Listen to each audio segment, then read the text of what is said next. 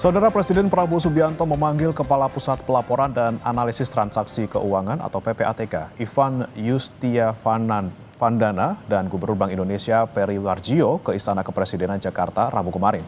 Keduanya dipanggil di tengah polemik pemblokiran rekening dormant atau rekening pasif. Kepala PPATK Ivan Yustia-Vandana tiba di istana pada Rabu sore sekitar pukul 17 waktu Indonesia Barat. Tak lama setelah Ivan, giliran Gubernur BI Peri Warjio yang tiba di kompleks istana. Pertemuan Ivan dan Peri dengan Prabowo ini berlangsung ketika masyarakat ramai memprotes kebijakan PPATK memblokir rekening dormant atau rekening tidak aktif. Baik Ivan maupun Peri enggan membeberkan alasan dipanggil Presiden. Nanti dulu ya. Nanti kali. Pak yang soal bansos juga Pak. Siap, nanti dulu ya. Iya, nanti ya. Saya dipanggil beliau, saya belum tahu agendanya. Terima kasih ya. Anggota Komisi 3 DPR RI fraksi Demokrat Hinca Panjaitan menanggapi aturan PPATK yang memblokir rekening tidak aktif milik masyarakat. Hinca bilang negara tidak boleh menjadikan rekening tidak aktif sebagai alasan untuk intervensi harta orang. Dia menegaskan jika ingin memberantas judi online, kejar sindikatnya. Berapa Pak yang sebenarnya yang diblokir Pak? Diberhentikan sementara. Ya kita sudah bikin proses ya, Mas ya. Kepada Kompas TV, Hinca bilang kalau mau memberantas judi online, ya kejar sindikatnya. Jangan intimidasi masyarakat umum, jangan balas dendam ke rakyat karena tak mampu menembus yang besar.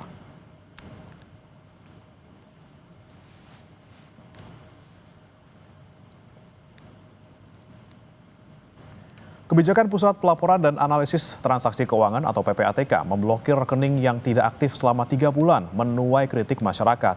Sejumlah warga kesulitan karena tidak bisa menarik uang yang ada di rekeningnya.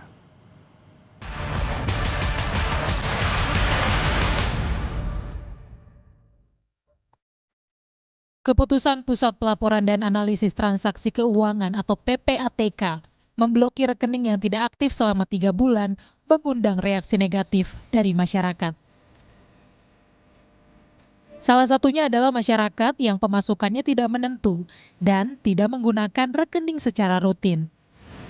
Seperti Nur Aziza yang menjadi pekerja lepas. Nur memiliki rekening yang jarang digunakan untuk transaksi. Namun saat akan mengecek rekening karena mendapatkan bantuan subsidi upah, dirinya baru sadar rekeningnya terblokir. Pemberitahuan dilayangkan melalui surat elektronik. Jam setengah 12 siang tuh saya dapat transferan BSU tahap 4. Nah sorenya jam 5-an gitu malah dapat email dari akun nama banknya, lalu newsletter yang memberitahukan kalau rekening saya itu telah dilakukan penghentian sementara. Di email itu tuh di bawah surat pemberitahuan itu tuh bahkan disertakan form bisa klik di sini. Sebenarnya udah ya hampir 2 tahun lah, cuman kan keluar masuknya juga ya kalau ada job-joban aja sih. Selain Nur, warga lain Gofar, seorang pedagang juga terkena imbas pemblokiran kebijakan PPATK. Gofar bilang bisa menyetor uang ke rekeningnya tetapi tidak bisa mengambil uang dari tabungannya. Gofar menyebut rekening ini khusus digunakan untuk tabungan. Ya, bukan keblokir, bisa dibuka, cuma nggak bisa transaksi. Tapi kalau uang masuk itu bisa, Bang. Itu awal tahunnya bagaimana, Mas? Mindahin dana ke Brimo. Nah, pas mau ditransfer lagi, dikeluarin, itu nggak bisa. Mau tarik tunai, kalau store tunai bisa, cuma tarik tunainya nggak bisa. Itu untuk ATM sendiri biasanya digunakan untuk apa sih, Mas? Ya nabung lah gitu, buat kirim-kirim ke kampung. Tapi udah berapa lama Mas gak dipakai ATM?